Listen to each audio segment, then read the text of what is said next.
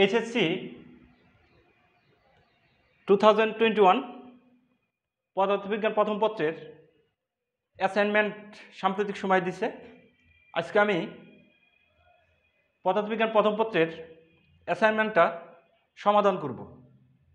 তো আমরা দেখো বোর্ডে প্রথম যে কোশ্চেনটা ক সেটা আমরা লিখছি।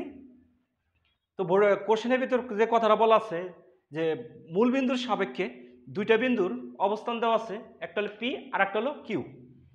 পি এর স্থানাঙ্ক দেওয়া আছে দেখো তুমি 3 - 4 5, কিউ এর স্থানাঙ্ক দেওয়া আছে 2 - 1 1।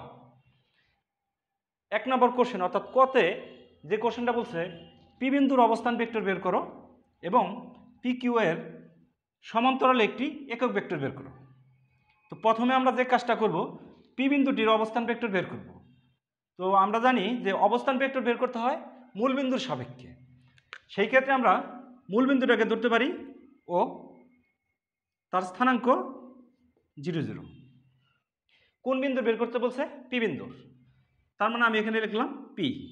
স্থানাঙ্ক আছে হলো আমাদের 4 3 - 4 - 5। এই মূল বিন্দুর সাপেক্ষে পি বিন্দুর অবস্থান ভেক্টরকে যদি আমরা লিখি সেটাকে আমরা লিখতে পারি অভিভেক্টর। এখন এই অভিভেক্টর লেখার সময় আমরা যে কাজটা করি সেটা হলো x2 - x1, সাথে আসবে কত আমার i, তারপর আসবে হলো আমার y2 - y1, তারপর আসবে কত আমার j। কারণ x অক্ষ বরাবর যে একক ভেক্টর বিবেচনা করি সেটা হলো i, y অক্ষ বরাবর যে একক ভেক্টর বিবেচনা করি সেটা হলো j। তারপর আমি লিখতে পারি z2 - z1 হলো কে ক্যাপ। তার মানে z অক্ষ বরাবর আমরা যে আয়ত একক ভেক্টর বিচার বিশ্লেষণ করি সেটা হলো আমার কে ক্যাপ। এখন আমাদের বইয়ের ভিতর বলছে যে পি বিন্দুর অবস্থান ভেক্টরকে শুধু কি দ্বারা প্রকাশ করতে হবে? পি দ্বারা প্রকাশ করতে হবে। তার মানে আমরা এখানে লিখতে পারি সেটা পি ভেক্টর। এখন এই ক্ষেত্রে আমাদের x2 x1, y2 y1, z2 z1 কোনটা কোনটা সেটা আমরা একটু দেখি। এটাকে তুমি x1, এটা হলো y1, এটা হচ্ছে z1, এটা হলো তোমার x2, এটা হলো আমার y2, এটা হলো z2। এখন আমরা এখানে মানটা বসিয়ে দেব। দেখো x2 এর মান আছে কত 3, x1 এর মান 0 -0, সাথে কত আছে আমার i ক্যাপ, প্লাস y2 এর মান কত আছে -4, তাহলে -4, মাঝখানে সম্পর্ক 0, y1 এর মান কত 0, লিখলাম আমি যে। তারপর দেখো z2 এর মান আছে 5, লিখলাম আমি 5, মাইনাস z1 এর মান আছে কত আমার 0, তাহলে আমি লিখলাম 0, সাথে কি থাকবে আমার কে ক্যাপ। তাহলে এখানে থেকে আমরা পি বিন্দুর অবস্থান ভেক্টর যেটা হচ্ছে সেটা হলো আমার 3i প্লাস প্লাস আর এখানে মাইনাস, তার মানে -4j, আর এখানে হবে হলো আমাদের প্লাস 5k। তার মানে আমরা পি বিন্দুর যে অবস্থান ভেক্টরটা বের করছি সেটা হলো P vector equal 3i cap -4j cap plus 5k cap. তাহলে আমরা পি বিন্দুর অবস্থান ভেক্টর, যেহেতু কোশ্চেনের ভিতর বলা আছে যে পি বিন্দুর অবস্থান ভেক্টরকে শুধু কি দ্বারা প্রকাশ করতে হবে? পি ভেক্টর দ্বারা। তার মানে আমরা পাইলাম P vector equal 3i - 4j plus 5k।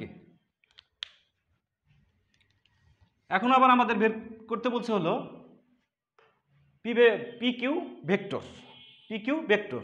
তার মানে আমাদের এখানে পি বিন্দুর অবস্থান ভেক্টর বের করছি, ঠিক সেমভাবে কিউ বিন্দুরও অবস্থান ভেক্টর বের করতে হবে। তাহলে আমরা কিউ বিন্দুর যদি অবস্থান ভেক্টর বের করি সেই ক্ষেত্রে আমরা লিখতে পারি কিউ ভেক্টর, অথবা তুমি যদি লেখো ও কিউ ভেক্টর তাতেও কোনো সমস্যা নাই। যেহেতু আমাদের কোশ্চেনের ভিতরে বলা আছে যে যার অবস্থান ভেক্টর লিখবো তাকে আমরা কি দ্বারা প্রকাশ করবো? পি। তাহলে কিউ বিন্দুর যদি অবস্থান ভেক্টর আমরা বের করি তাকে শুধু কি দ্বারা নির্দেশ করব? কিউ ভেক্টর লিখলাম। ঠিক আগের মতো আমরা কাজটা করব। প্রথমে আমাদের কোন মানটা আসবে 2, তারপর লজিক্যালভাবে আমরা জানি মূল বিন্দুর এক্স অক্ষের স্থানাঙ্ক 0 i ক্যাপ, প্লাস তারপরে দেখো ওয়াই এর মান আছে -1, মাঝখানে মাইনাস, আর মূল বিন্দুর ওয়াই অক্ষের স্থানাঙ্ক 0, তাহলে আমার জে ক্যাপ, তারপরে হচ্ছে কি আমার প্লাস কে ক্যাপ। এবার আসো কে ক্যাপের ক্ষেত্রে আমরা এই যে জেটের স্থানাঙ্ক হচ্ছে কত আমার 1 আর মূলবিন্দুর স্থানাঙ্ক 0। এই ক্ষেত্রে দেখো কি বিন্দুর যে অবস্থান ভেক্টর সেটা পাচ্ছি হলো আমরা 2i minus J plus K cap. তার মানে আমরা কি বিন্দুর অবস্থান ভেক্টর বের করলাম। তাহলে এখন আমরা আমাদের সুবিধার্থে এটাকে এখানে একটু লিখি। Q vector equal 2i minus J plus K cap. এখন আমাদের এখানে যেটা বলছে যে পি কিউ ভেক্টর, সুপ্রিয় শিক্ষার্থীবৃন্দ, এই পি কিউ ভেক্টর সেই অপশনে যদি তুমি লেখো সেই ক্ষেত্রে যেটা হবে প্রথমে হবে কিউ ভেক্টর, পরে যাবে কত পি ভেক্টর। প্রথমে যাবে কি আমার কিউ ভেক্টর, মাইনাস হবে কি পি ভেক্টর। তাহলে সেই ক্ষেত্রে দেখো আমার কিউ ভেক্টরের মান আছে হলো 2i মাইনাস জে প্লাস কে, মাইনাস পি ভেক্টরের মান পাইছি আমরা 3i minus 4j plus 5k। এটাকে আবার আমরা এইভাবে লিখতে পারি 2i minus J plus K cap minus 3i cap মাইনাসে মাইনাসে প্লাস 4j ক্যাপ মাইনাস আর প্লাসে মাইনাস, তার মানে 5k ক্যাপ। সুপ্রিয় শিক্ষার্থীবৃন্দ, তাহলে দেখো এখানে 2i আছে, এখানে মাইনাস 3i আছে, তার মানে আমার হবে হলো এখানে minus i minus J plus 4j হবে হলো আমার 3j, এখানে আছে হলো আমার প্লাস কে মাইনাস 5k, তার মানে হবে কি আমার 4k ক্যাপ। তার মানে দেখো পি কিউ যে একটা নতুন ভেক্টর, সেই ভেক্টরের মান আমি কি পেলাম minus i plus 3j minus 4k। তার মানে আমরা লিখতে পারি minus i plus 3j minus 4k। এখন আমাকে এখানে যেটা বলা হয়েছে যে পি কিউ ভেক্টরের সমান্তরালে একটি একক ভেক্টর বের করতে, সেই ক্ষেত্রে আমি যে কথাটা লিখতে পারি দেখো পি কিউ এর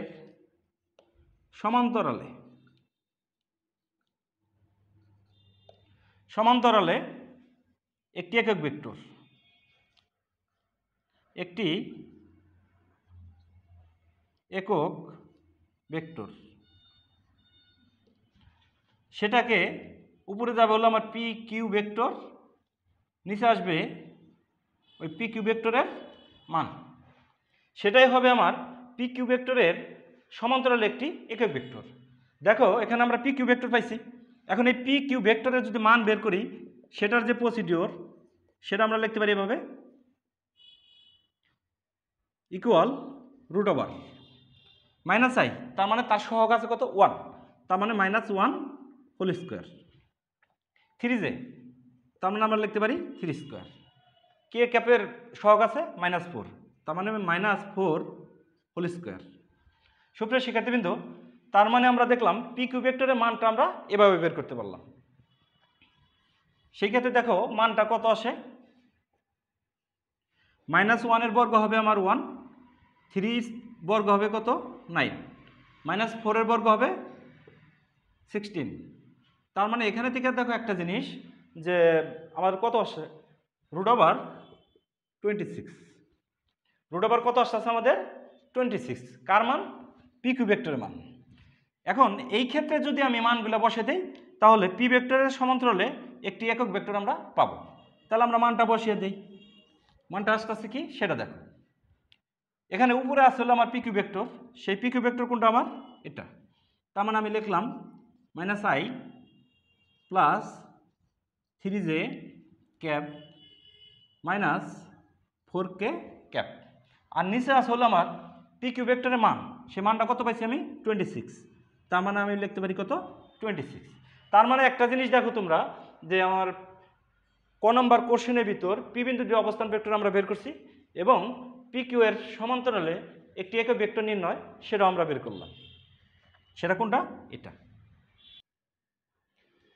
খ নম্বর কোশ্চেন অর্থাৎ 2 নম্বর কোশ্চেন বলা আছে পি এবং কিউ ভেক্টর দ্বয় যথাক্রমে একটি ত্রিভুজের দুটি সন্নিহিত বাহু নির্দেশ করলে ওই ত্রিভুজের ক্ষেত্রফল কত হবে। তার মানে শুরুতে আমরা যে কাজটা করব, সবাই একটা ত্রিভুজ অঙ্কন করব। ধরে নিলাম এটা একটা ত্রিভুজ, এটাকে ধরলাম আমি এ, এটাকে ধরলাম বি, এটাকে ধরলাম আমি সি। এখন এই ত্রিভুজের দুইটা সন্নিহিত বাহু এ বি এবং বিসি। তার মানে দেখো, এটাকে আমি পি ভেক্টর দ্বারা নির্দেশ করলাম, এ বি ভেক্টরটাকে আমি কী করলাম, কিউ ভেক্টর দ্বারা নির্দেশ করলাম। এখন এই ত্রিভুজের ক্ষেত্রফল কত সেটা বের করতে বলছে। সুপ্রিয় শিক্ষার্থীবৃন্দ, এটার যদি তুমি ক্ষেত্রফল বের করো, অর্থাৎ দুইটা ভেক্টর দ্বারা একটা ত্রিভুজের দুইটা সন্নিহিত বাহু যদি নির্দেশ করে, সেই ক্ষেত্রে ত্রিভুজের ক্ষেত্রফল হয়। কার ক্ষেত্রফল? ত্রিভুজের। ত্রিভুজের ক্ষেত্রফল equal half modulus P vector cross Q vector. এটাই হচ্ছে ওই ত্রিভুজের ক্ষেত্রফল। তার মানে আমাদের দেখো, এখানে প্রথমে আমাদের কী বের করতে হবে? P vector cross Q vector. তারপরে P vector cross Q vector কী বের করতে হবে? মান বের করতে হবে। তাহলে প্রথমে আমরা যে কাজটা করব, যে P vector cross Q vector বের করব। P vector cross Q vector বের করব। সেটার একটা আমরা আবার সূত্র জানি নির্ণায়ক সিস্টেমে, সেটা আমি লিখলাম। তারপর দেখো, এখানে হলো আই ক্যাপ, এখানে হলো জে ক্যাপ, এখানে কী হবে আমার? কে ক্যাপ। এখন পি ভেক্টরের যে আয়ের অংশের মান সেটা হলো আমার 3, তাহলে বসালাম আমি 3। পি ভেক্টরের যে অংশের মান হলো -4, তাহলে লিখলাম আমি -4। পি ভেক্টরের কে অংশের মান হচ্ছে কত আমার? 5। ঠিক কিউ ভেক্টরের একই হবে I2, যে হবে কত? -1, কে হবে কত আমার? 1। তাহলে দেখো, আমরা পি ক্রস কিউ মানে ক্রস গুণন অনুপাতে এই দুইটা ভেক্টর যে নতুন একটা ভেক্টর হবে, সেই ভেক্টরটা আমরা বের করতে পারি। সেটা কিভাবে বের করতে পারি দেখো, আমরা এখানে থেকে শুরুতে যে কাজটা করব, আই ক্যাপটাকে কমন নেব। যদি আমি আই ক্যাপ কমন নেই, লজিক্যালভাবে জানি আমরা প্রথমে গুণন হবে এটা। তার মানে আমি দিতে পারি -4, -4 1 -4, মাঝখানের সম্পর্ক হলো মাইনাস, তারপরে গুণন হবে আমার এইদিকে। তাহলে দেখো, এখানে 5, এখানে -1, -5, এই মাইনাসে মাইনাসে কত হচ্ছে আমার? প্লাস লিখলাম। তারপরে আমরা লিখে হলো প্লাস জে ক্যাপ। এখন আমরা এটা মুছে দিই। যখন আবার তুমি এই জে ক্যাপটা কমন নিবা, তখন গুণন হবে এভাবে। প্রথমে গুণন হবে এটা 5 × 2, তার মানে কত? 10। তার মানে আমরা লিখলাম 10, মাঝখানে সম্পর্ক মাইনাস। তারপরে গুণন হবে কোনটা আমার? এটা 3 × 1, তার মানে কত হচ্ছে আমার? 3। তারপরে আসো আমার এটা হলো। এখন আবার আমাকে কোনটা কমন নিতে হবে? এখন আমাকে কমন নিতে হবে হলো কে ক্যাপ। তার মানে আমি কমন নিলাম কে ক্যাপ। এখন গুণন হবে হলো আমার এইদিকে প্রথমে। তার মানে আমি লিখতে পারি -3, মাঝখানের সম্পর্ক মাইনাস। তারপরে গুণন হবে কোন দিকে? এইদিকে -4 2, তার মানে -8, মাইনাসে মাইনাসে প্লাস। তাহলে সেই ক্ষেত্রে দেখো, আমার আসতেছে হলো আই ক্যাপ, প্লাস আসতেছে 7 জে ক্যাপ, প্লাস আসতেছে হলো আমার 5 কে ক্যাপ। তার মানে পি ভেক্টর ক্রস কিউ ভেক্টরের, পি ভেক্টর এবং কিউ ভেক্টরকে গুণ করার প্রেক্ষাপটে নতুন যে ভেক্টরটা পাই, সেই ভেক্টরটা হচ্ছে I plus 7j plus 5k। তার মানে আমরা পাইলাম I plus 7j plus 5k। এখন এই যে ত্রিভুজের ক্ষেত্রফল, সেই ত্রিভুজের ক্ষেত্রফলের অপশনের ভিতরে আমরা কি জানি? Half into P vector cross Q ভেক্টরের মান। তার মানে সেই ক্ষেত্রে আমাদের এটা কি করতে হবে? মান বের করতে হবে। তার মানে আমরা লিখতে পারি modulus P vector cross Q vector equal, যদি মান বের করি আমরা কি হবে? আয়ের শক 1, তার মানে 1², জের শক 7, তার মানে 7², কের শক 5, তার মানে 5²। এখানে থেকে আমরা 1 বর্গ হবে 1, 7 বর্গ হবে 49, 5 বর্গ হলো আমার 25, 50 75। তার মানে আমার পি ভেক্টর ক্রস কিউ ভেক্টরের যে মান পাচ্ছি সেটা কত আমার √75। সেই ক্ষেত্রে দেখো ত্রিভুজের ক্ষেত্রফল আমরা মানটা খুব সহজে বসিয়ে দিতে পারি হাফ, আর modulus P vector cross Q ভেক্টরের মান কত পাইছি আমরা √17। তার মানে দেখো যে P vector O Q vector দ্বয় যথাক্রমে একটা ত্রিভুজের দুটি সন্নিহিত বাহু যদি নির্দেশ করে, ওই ত্রিভুজের ক্ষেত্রফল হচ্ছে কত √75/2। এখন আমরা ছোট গ অর্থাৎ গ নম্বর কোশ্চেন যেটা বলছে সেটা আমরা একটু অ্যানালাইসিস করি। সেখানে বলা আছে আর একটা ভেক্টর আর ইকুয়াল i+2j - 3k। আগে তো আমার দুইটা ভেক্টর ছিলই, একটা পি এবং একটা কিউ, আর একটা নতুন একটা ভেক্টর দিচ্ছে সেটা আর। এই তিনটা ভেক্টরকে একটা ঘন সামন্তরিকের এই চিত্রের ন্যায় তিনটা বাহু দ্বারা নির্দেশ করছে, তিনটা সন্নিহিত বাহু দ্বারা নির্দেশ করছে। সেই ক্ষেত্রে এই সামন্তরিকের আয়তনটা বের করতে বলছে। সেক্ষেত্রে কি বলছে, সামন্তরিকের আয়তনটা বের করতে বলছে। তো আমরা জানি যে সামন্তরিকের আয়তন যদি একটা ঘনক হয়, সেই ঘন সামন্তরিকের আয়তনকে আমরা লিখতে পারি ভি। আমরা তিনভাবে লিখতে পারি।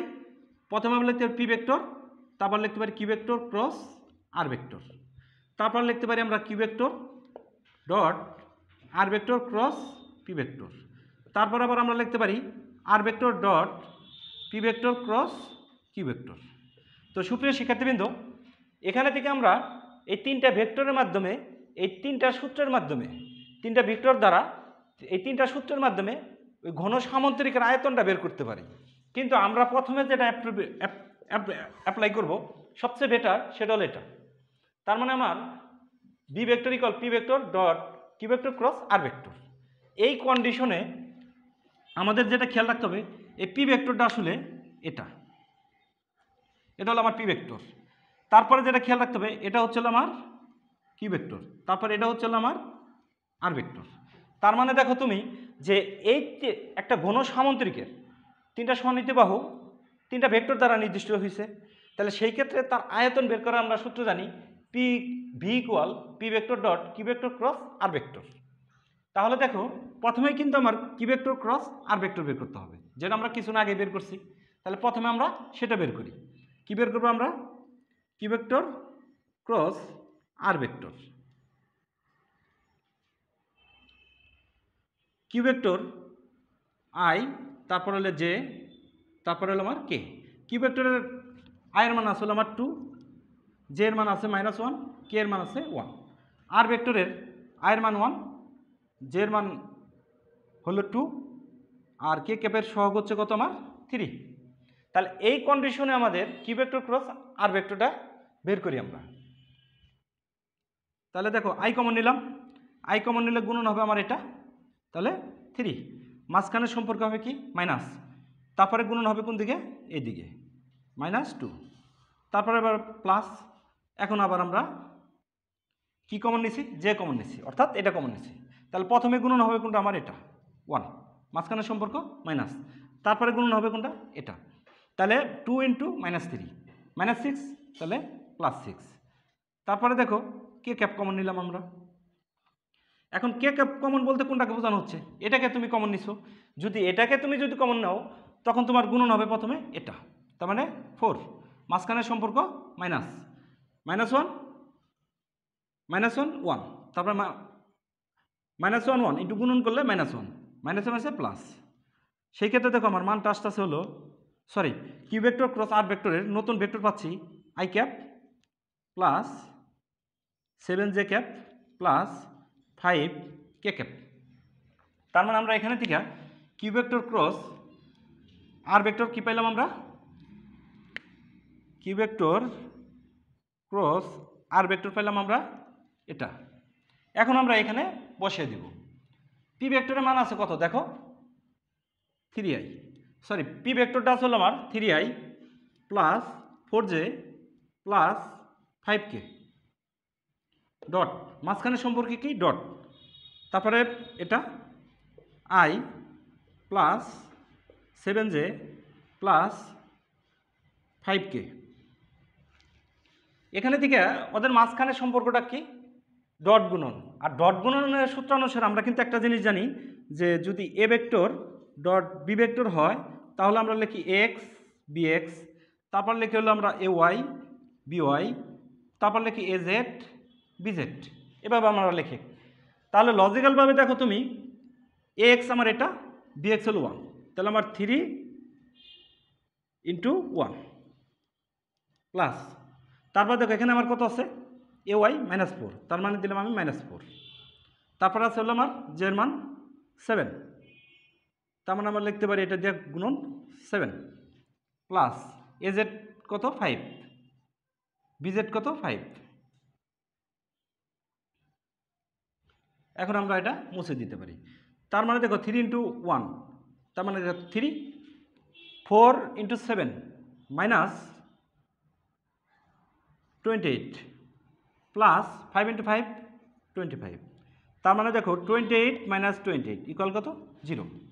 তার মানে এখানে থেকে দেখো ওই ঘন সামান্তরিকের আয়তন কত পাইছি আমরা, 0। তার মানে আমরা এখানে থেকে একটা জিনিস শিওর, যে এই যে যে সামান্তরিক আমরা রাখছি ঘন সামান্তরিক, তাহলে এই ক্ষেত্রে যদি ঘন সামান্তরিকের যদি আয়তনের মান পাইতাম আমরা, সেই ক্ষেত্রে সেটা ঘন সামান্তরিক হতো। কিন্তু যেহেতু তার আয়তনের কোনো মান পাই নাই আমরা, তার মানে সেই ক্ষেত্রে আমরা এটাকে বলতে পারি সেটা ঘন সামান্তরিক নয়। এখন আমরা ঘ নাম্বার কোশ্চেনটা সলিউশন করব। ঘ নম্বরে কি বলছে সেটা দেখো। বলছে এবার একটি নদীর প্রস্থ হিসাবে পি ভেক্টরের মান বিবেচনা করো। তার মানে দেখো আমরা এখানে একটা নদী অঙ্কন করছি, তো সেই নদীতে বাম থেকে ডান দিকে স্রোত প্রবাহিত। এখন নদীর প্রস্থ হলো আমার এটা, পি ভেক্টরের মানটাকে কি বলা হয়েছে, নদীর প্রস্থ। সেই নদীর প্রস্থটাকে আমরা ধরলাম ডি। তার মানে পি ভেক্টরের মান সেটাকে আমরা কীভাবে লিখতে পারি, এভাবে। সেটাই আবার আমরা কী ভাবতেছি, নদীর প্রস্থ, সেটা কি আমার ডি। তাহলে সেই মানটা বের করার প্রসিডিউর তো আমরা জানি, 3² - 4² + 5²। তাহলে সেই কন্ডিশনের ভিতর দেখো এখানে আমার মান আসে কত, 9 + 16, তারপরে +25। সেই ক্ষেত্রে আমার আসতেছে কত, 50। তার মানে নদীর প্রস্থ আছে এখানে আমাদের 50। যেহেতু তোমার কোশ্চেনের ভিতর বলছে যে দূরত্বটাকে কিলোমিটারে, বেগটাকে কিলোমিটার/আওয়ারে, তার মানে দেখো এই নদীর প্রস্থ হচ্ছে কত আমার, 50 কিলোমিটার। তার মানে নদীর প্রস্থ সেটা আমার পি ভেক্টরের মান ছিল, সেটা আমরা কত পেলাম, √50 কিলোমিটার। তার মানে আমরা এখানে লিখি √50 কিলোমিটার। এবার পরবর্তীতে কন্ডিশনে যেটা বলছে যে কিউ ভেক্টর, সেই কিউ ভেক্টরের মানটাকে নদীতে যে স্রোত প্রবাহিত হচ্ছে সেই স্রোতের বেগ ধরতে বলছে। আমরা কোন ভেক্টরের মানটাকে ধরছে, কিউ ভেক্টরের। তার মানে কিউ ভেক্টরের মান সেটা কিসের হবে, স্রোতের বেগ। তার মানে স্রোতের বেগটাকে আমরা কি ধরলাম, ভি। তাহলে দেখো এখানে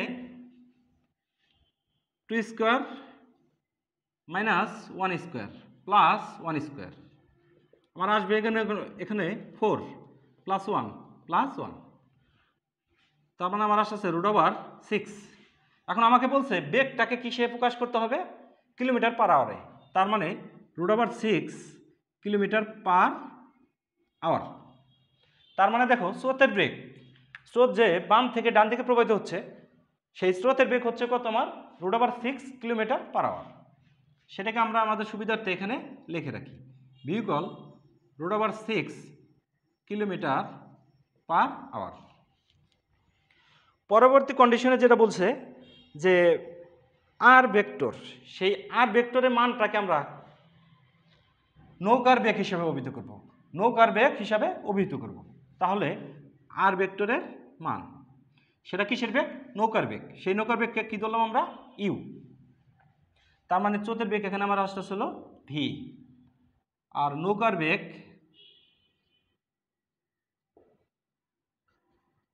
ধরে নিলাম আমরা ইউ কিলোমিটার/আওয়ার।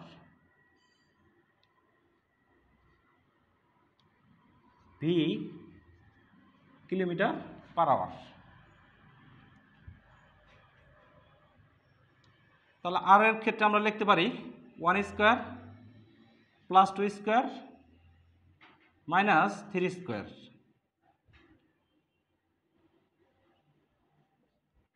তাহলে দেখো আমার 1 প্লাস 4 প্লাস 9 অর্থাৎ √14 কিলোমিটার পার আওয়ার। তার মানে এই নদীতে তুমি যে নৌকাটা চালাবা বা তোমাকে চালানোর কথা বলা হয়েছে সেই নৌকার বেগ হচ্ছে হলো আমার √14 kilometre per hour. √14 kilometre per hour. এখন আমাদের কোশ্চেনের ভিতর বলছে কি সেটা আমাদের দেখার বিষয়, যে কোশ্চেনের ভিতর তারা কি বলল। কোশ্চেনের ভিতর বলছে যে সবচেয়ে কম সময়ে নদী পার হতে তুমি কি ব্যবস্থা গ্রহণ করবে, গাণিতিকভাবে দেখাও।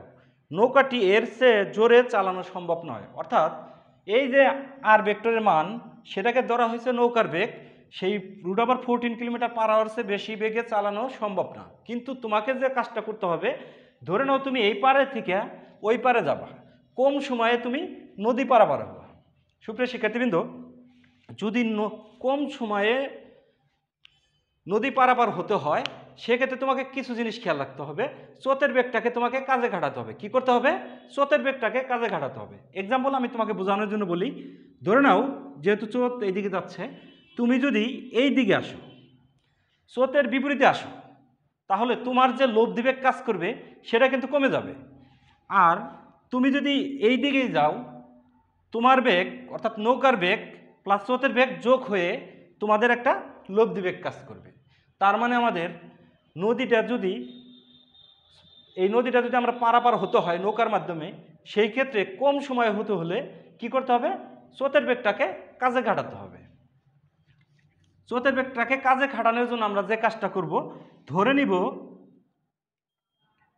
এই দিক বরাবর যাবে, অর্থাৎ নৌকাটা এই দিকে রওনা দিল।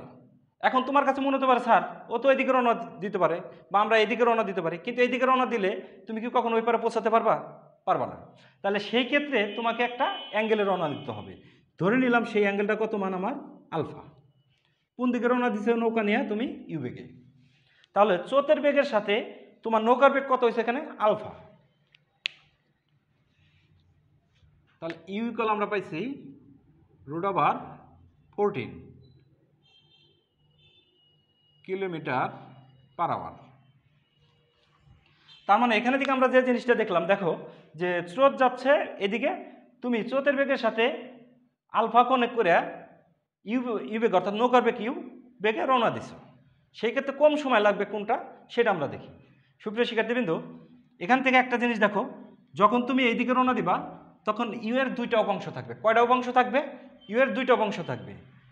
আমরা জানি যে এইদিকে তুমি রওনা দিলা কত কোণে? আলফা কোণে। স্রোতের বেগ কোন দিকে? এইদিকে। তাহলে দেখো তোমার নৌকার বেগের দুইটা অংশ থাকবে, একটা এই বরাবর আর একটা এই বরাবর। এই বরাবর হবে হলো তোমার ইউ কজ আলফা, এই বরাবর হবে হলো ইউ সাইন আলফা। তার মানে দেখো যে নৌকার বেগের কিন্তু আমরা দুইটা অংশ পাইলাম। এখন একটা অংশ স্রোতের সাথে মিক্সড হয়ে নৌকাটাকে এইদিকে ভাসিয়ে নেবে, আর একটা অংশ ইউ সাইন আলফা নৌকাটাকে এই পার থেকে ওই পারে নিবে। তার মানে নৌকাটাকে আমার এই পারে থেকে ওই পারে নিতে কোন অংশটা কাজ করতেছে নৌকার বেগে? U sine alpha. সেই ক্ষেত্রে নদী পারাপারের জন্য যে সময়টা লাগবে সেটাকে আমরা বলতে পারি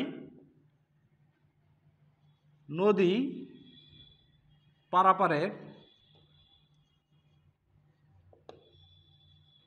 জন্য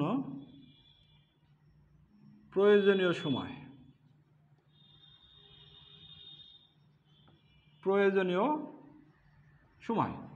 সেটাকে ধরলাম আমরা টি। তাহলে নদীর প্রস্থ আছে কত আমার? ডি। লিখলাম আমি ডি। নৌকাটাকে তুমি সহ নৌকাটাকে এপার থেকে ওই পারে নিতে নৌকার বেগের কোন অংশ কাজ করতেছে? কিছুদিন আগে আমরা দেখছি ইউ সাইন আলফা। তার মানে আমরা লিখলাম ইউ সাইন আলফা। সুপ্রিয় শিক্ষার্থীবৃন্দ, তাহলে আমরা দেখলাম স্রোতের বেগকে কাজে খাটাইয়া নদীর এক পার থেকে ওই পারে যাইতে হলে সেই ক্ষেত্রে যে প্রয়োজনীয় সময় T equal D by U sine alpha. কিন্তু আমাকে বলছে কি কম সময়ের ক্ষেত্রে আমরা জানি যেটা, সেটা খেয়াল রাখতে হবে টি এর মান কখন সর্বনিম্ন হবে। টি এর মান তখনই সর্বনিম্ন হবে যখন এটার মান সর্বোচ্চ হবে। আর এটার মান সর্বোচ্চ হওয়া বলতে আমরা কি বুঝাই? সাইন আলফা ইকুয়াল 1 হতে হবে। তার মানে আলফার মান কত হবে আমার 90। কথাটা কিন্তু সাইডে লিখে রাখতে হবে। তার মানে যে কম সময়ে নদী পারাপার হতে হলে অর্থাৎ টি এর মান সর্বনিম্ন হতে হলে এই সাইন আলফার মান কত হতে হবে 1 হতে হবে, অর্থাৎ আলফার মান কত হবে 90। তার মানে আমরা দেখো যে সর্বনিম্ন যে সময় বা কম সময়, সর্বনিম্ন সময় কি ধরলাম আমরা সর্বনিম্ন সময়, সেই ক্ষেত্রে আমরা লিখতে পারি টি ইকুয়াল ডি বাই ইউ। কারণটা কি তখন সাইন আলফা ইকুয়াল কত হতে হবে আমার 1 হতে হবে। সুপ্রিয় শিক্ষার্থীবৃন্দ, তার মানে আমাদের যে থিওরিটিক্যাল কথাটা বলছে সে কথাটা আমরা যেভাবে আমি বললাম সেভাবেই তোমাকে সাজাতে হবে। আমি তোমাকে শুধু বুঝালাম যে কীভাবে হলো, তো তারপরেও আমি ধারাবাহিকতা মেনটেন করছি। ধারাবাহিকতা মেনটেন করে আর কিছু কথা তুমি সাইডে লিখে দিলে তোমাকে ফুল মার্ক পাবা। তার মানে আমরা দেখলাম সর্বনিম্ন সময় টি ইকুয়াল কত হতে হবে ডি বাই ইউ, এটা আমার তাত্ত্বিক। এবার তোমার 9 নম্বর কোশ্চেনে যেটা বলছে যে তুমি যে নদী পার হয়েছো কম সময়ে, সেই নদী পার হওয়ার সবচেয়ে কম সময় কত ছিল সেটা বের করতে বলছে। দেখো কিছুক্ষণ আগে কিন্তু আমি সূত্রটা প্রতিপাদন করছি, সেই সর্বনিম্ন যে সময় বা কম সময় সেই সূত্রটা প্রতিপাদন করছি হলো আমরা সর্বনিম্ন সময় ধরছিলাম কত আমরা টি ইকুয়াল ডি বাই ইউ। অর্থাৎ তোমাকে যে জিনিসটা খেয়াল রাখতে হবে যে এই পারে থেকে তুমি ওই পারে যাবা, সেই ক্ষেত্রে তুমি একটা তির্যকভাবে রওনা দিছিলা, কিন্তু কম সময়ে তোমাকে রওনা দিতে হলে কোন বরাবর রওনা দিতে হবে এই বরাবর রওনা দিতে হবে। কোন দিকে রওনা দিতে হবে তোমাকে এই পার থেকে সোজাসুজি অপোজিট পারে। এই বিন্দুটাকে তুমি ধরলা এ, এই বিন্দুটাকে ধরলা বি। তার মানে কন্ডিশন কিন্তু আমার এবার এটা না। তার মানে তুমি এখন কোন দিকে রওনা দিতেছো, দেখো তুমি একদম এ থেকে বি এর দিকে রওনা দিতেছো, ওই মোমেন্টে তোমার কম সময় লাগবে। সেই ক্ষেত্রে আমরা টি ইকুয়াল কত লিখতে পারি ডি বাই ইউ। এখন তোমার যদি কনফিউশন আসে এখানে আমি আর একটা কথা বলতে পারি। আমরা একটা জিনিস জানি যে এটা হলো আমার এক্স, এটা হলো আমার ওয়াই। যদি আমরা এই বরাবর যাই আমাদের কোনো উপাংশ থাকে না, যদি আমরা ওয়াই অক্ষ বরাবর যাই আমাদের কোনো উপাংশ থাকে না, যদি এক্স আর ওয়াইয়ের মাঝখানে যাই উপাংশ কাজ করে। তার মানে তুমি এই পারে থেকে ওই পারে যাবা, কোন দিকে রওনা দিছো ওয়াই অক্ষ বরাবর রওনা দিছো। আর ওয়াই অক্ষ বরাবর যেহেতু রওনা দিছো তোমার কি কোনো উপাংশ আছে, কোনো উপাংশ নাই, সেই ক্ষেত্রে তোমার সর্বনিম্ন সময় লাগে। সেই ক্ষেত্রে টি ইকুয়াল কত ডি বাই ইউ। তার মানে এবার আমরা কি করব মানগুলো বসিয়ে দেব। দেখো ডি এর মান আছে কত আমার √50, আবার ইউ এর মান আছে কত আমার √14। তার মানে এখন আমরা ক্যালকুলেশন করব। √50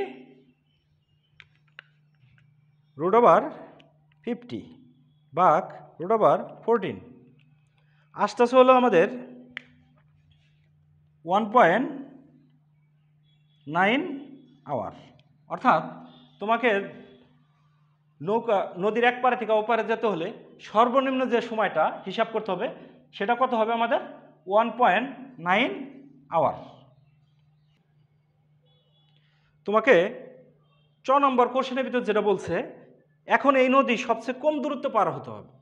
কম দূরত্বে পার হতে নৌকাটির বেগের ও সময়ের কোনো পরিবর্তন হবে কিনা গাণিতিক যুক্তি বিশ্লেষণ করো।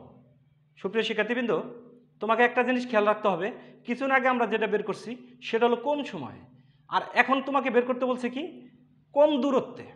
তাহলে কম দূরত্ব তুমি এখানে থেকে রওনা দিবা, এদিকে রওনা দিতে পারো, এভাবে রওনা দিতে পারো, সোজাও রওনা দিতে পারো, এদিকে রওনা দিতে পারো। তোমাকে কম দূরত্বে নদী পারাপার হতে হবে। কম দূরত্বে নদী পারাপার হতে হলে এই বিন্দু থেকে তুমি রওনা দিবা, ঠিক অপোজিট বিন্দুতে যায় পৌঁছাবা। সুপ্রিয় শিক্ষার্থীবৃন্দ, কথাটা তোমাকে এইভাবে লিখতে হবে যে যদি কম দূরত্বে নদী পারাপার হতে হয় তাহলে যে কাজটা করতে হবে আমাকে ঠিক এ পার থেকে রওনা দিয়ে ঠিক বিপরীত বিন্দুতে পৌঁছাতে হবে। তাহলে আমার নদী পারাপারের ক্ষেত্রে কি হবে কম দূরত্বে নদী পারাপার হবে। সুপ্রিয় শিক্ষার্থীবৃন্দ, এখানে আর একটা জিনিস, কিছুদিন আগে আমরা যেটা করছি যে এই দিকে যদি আমি রওনা দিতাম, দেখো এইদিকে কাজ করতেছে ভি স্রোতের বেগ, এইদিকে কাজ করতেছে নৌকার বেগ, তাদের লব্ধি বেগ কাজ করতেছে এইদিকে। তার মানে দেখো যে কম দূরত্বে নদী পারাপার হতে হলে সেই ক্ষেত্রে বেগের মান এবং দিকটা অবশ্যই পরিবর্তন হতে হবে, কারণ তুমি এই বিন্দু থেকে এই বিন্দুতে পৌঁছাতে হবে। কম দূরত্বে নদী পারাপারের জন্য কি করতে হবে এই বিন্দু থেকে রওনা দিয়ে বি বিন্দুতে পৌঁছাতে হবে। কিন্তু তুমি এই দিকে রওনা দিলা, তোমার লব্ধি বেগ কোন দিকে কাজ করলে? এইদিকে। তার মানে তোমার পয়েন্ট ছিল এটা আর এটা ছিল আমার এ, এটা ছিল আমার বি। তাহলে এখানে থেকে এই বিন্দুতে গেলে আমরা কম দূরত্ব, কিন্তু আমি যা পৌঁছালাম কোন বিন্দুতে? এই বিন্দুতে। তাহলে কি কম দূরত্ব হলো? হলো না। তাহলে কম দূরত্বে রওনা দিতে হলে আমাকে অবশ্যই এই দিকে যদি আমি রওনা দেই, স্রোতের বেগ এই দিকে আসবে, লব্ধি বেগ আমার মাঝখান দিয়ে কাজ করবে। তার মানে আমরা এখান থেকে কি দেখলাম, যে যদি আমরা এই দিকে রওনা দেই, স্রোতের বেগ এদিকে কাজ করবে, তাদের লব্ধি বেগ মাঝখান থেকে কাজ করবে, তখন আমি এ বিন্দু থেকে ঠিক বি বিন্দুতে পৌঁছাবো, তখনই আমার কম দূরত্বে নদী পারাপার হবে। সেই ক্ষেত্রে আমরা যে কাজটা করতে পারি, যে আমাদের যে কোশ্চেনটা বলছে যে কম দূরত্বে পারাপার হতে হলে নৌকাটির বেগের ও সময়ের কোনো পরিবর্তন হবে কি না? সময়ের অবশ্যই পরিবর্তন হবে, সাথে নৌকাটির লব্ধি বেগেরও পরিবর্তন হবে। তাহলে আমরা এখানে থেকে যে কোশ্চেনটা লিখব সেটা একটু বোঝার চেষ্টা করব। এখানে থেকে আমি কিছুদিন আগে বলছি যে আমার কোন দিকে রওনা দিতে হবে? এই দিকে রওনা দিতে হবে। তাহলে আমি লিখলাম এইদিকে আমার আছে কত? ইউ। লব্ধি বেগ কাজ করবে কোন বরাবর? এই বরাবর। সেটা কত আমার? ডব্লিউ। সুপ্রিয় শিক্ষার্থীবৃন্দ, কত কোণে রওনা দিলাম আমরা? ধরে নিলাম আলফা কোণে। এখন তুমি যদি প্রথমে বের করো যে কত কোণে রওনা দিতে হবে, সেটাও বের করা সম্ভব। আমরা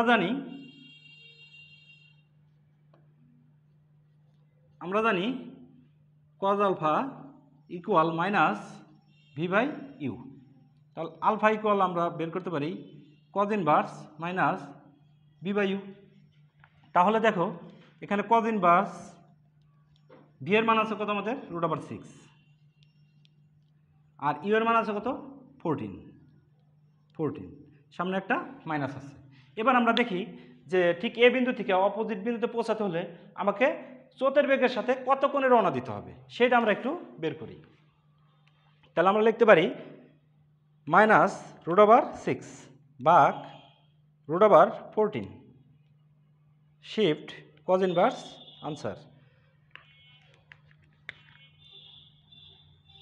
130.9, অর্থাৎ 130.9 ডিগ্রি কোণে রওনা দিতে হবে। কার সাথে? স্রোতের বেগের সাথে। তোমার নৌকাটাকে কত অ্যাঙ্গেলে রওনা দিতে হবে? 130.9 ডিগ্রি। তার মানে আমরা আলফার মানটা একটু সাইডে লিখে রাখি।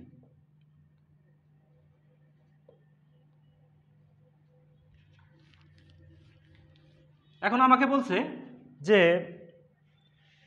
এই যে লব্ধি বেগকে এখানে যে এটা কাজ করবে সেটার মানের কি কোনো পরিবর্তন হবে কিনা। এখন এখানে কিন্তু একটা কোশ্চেনের কথা আমাদের বলে দিচ্ছে, সেটা হলো যে দিকের কোনো পরিবর্তন হবে কিনা। আমরা কিন্তু দিকটা বের করে ফেলাইছি, যে নৌকাটির দিকের কথা বলে নাই, কিন্তু আমাদের দিকের ব্যাপারটা প্রয়োজন হবে। নৌকাটির বেগের ও সময়ের কোনো পরিবর্তন হবে কিনা। আমরা দিকটা কিন্তু বের করলাম, স্রোতের বেগের সাথে কত কোণে রওনা দিতে হবে। একবার রওনা দিয়েছিলাম আমরা এইদিকে, আরেকবার রওনা দিয়েছিলাম এইদিকে। এখন কোন দিকে রওনা দিলাম? এইদিকে। কত ডিগ্রি কোণে? 130.9 ডিগ্রি। তাহলে এখন তার যে বেগ, সে বেগের যে সূত্র সেটা আমরা বের করতে পারি W equal √u² minus V square. অর্থাৎ এই ক্ষেত্রে যে তোমার লব্ধি বেগটা কাজ করবে সেই লব্ধি বেগটা আমরা এটা পাই। তাহলে সেই ক্ষেত্রে আমরা লিখতে পারি, দেখো u², ইউ এর মান আছে কত? 14। এখানে √, ছিল, স্কোয়ার করলে √, উঠে যায়। ভি এর মান আছে কত? √6, তার মানে কত? -6। স্কোয়ার করলে কত? আমার √, উঠে যাবে। তাহলে আমার এখানে কত থাকতেছে? 8 km/h। তার মানে দেখো তার বেগের মানের কিন্তু পরিবর্তন হয়ে গেছে। তার কারণ তুমি কত বেগে রওনা দিছিলে? √, 14 km/h। কিন্তু তোমার লব্ধি বেগ কাজ করতেছে সেটা কত? √, 8 km/h। এখন আসো আমরা সময়টা বের করব। তাহলে সেই ক্ষেত্রে আমরা সময়ের ক্ষেত্রে আমরা জানি, তোমাকে লিখতে হবে, আমরা জানি t equal d/√u² minus V square. এটা হলো আমাদের সময়ের যে সূত্র, সেটা কোন দিকে? স্রোতের বেগের সাথে এই দিক বরাবর যখন আমরা রওনা দিব, এই বিন্দু থেকে ঠিক বি বিন্দুতে পৌঁছাবো, অর্থাৎ সোজাসুজি পার হওয়ার ক্ষেত্রে বা কম দূরত্ব অতিক্রম করার ক্ষেত্রে আমার সূত্র হবে কোনটা? আমার এটা। তোমাদের কারো যদি কনফিউশন আসে, আমার এই চ্যানেলে ভেক্টর অধ্যায়ে নৌকার টপিকস আছে, আমি এটা আই বাটনে দিয়ে দেবো, তোমরা সেখানে থেকে দেখে নিবা। থিওরিটিক্যাল যে ব্যাখ্যাগুলো সেই থিওরিটিক্যাল ব্যাখ্যা আছে, সেখানে অঙ্ক আছে, সেটা যদি দেখো খুব ভালো মতো বুঝতে পারবা। তার মানে আমরা দেখলাম সময়ের যে সূত্র আমরা জানি T equal D by root over E square minus B square.